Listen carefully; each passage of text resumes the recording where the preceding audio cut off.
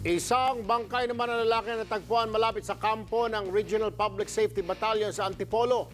Tingin ng mga otoridad, tila hinahamon sila ng mga sospek.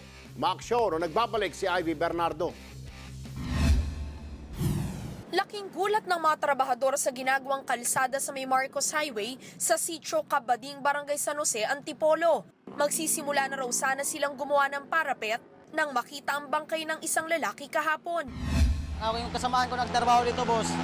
Nagtrabaho na sana dito. Kaso lang pag baba niya, may nakita na siyang bangkay dyan sa baba. Nakadapa at nakasuot ng pulang t-shirt at itim na short ang biktima.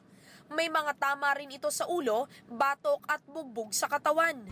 Parang tinapon niya tapos walang dugo dyan na sa baba Naalarma naman ang hepe ng 1st Company Regional Public Safety Battalion 4A. Lalo't 100 metro lang ang layo ng kanilang kampo sa pinagtapunan ng bangkay. Malakas ang loob ng gumawa niyan. Parang panghamon na ito sa amin kasi sa malapit lang sa amin nangyari yung krimen na yan. Madalas naman daw ang checkpoint nila sa lugar. Pero posible umanong tsinempohan na wala sila ng itapo ng bangkay.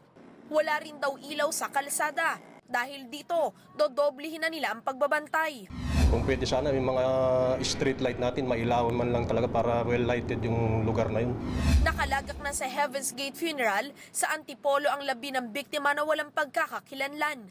Tuloy ang investigasyon sa krimen. Umaaksyon, Ivy Bernardo, News 5. Be sure to come back. Use 5 everywhere. Copyright 2016.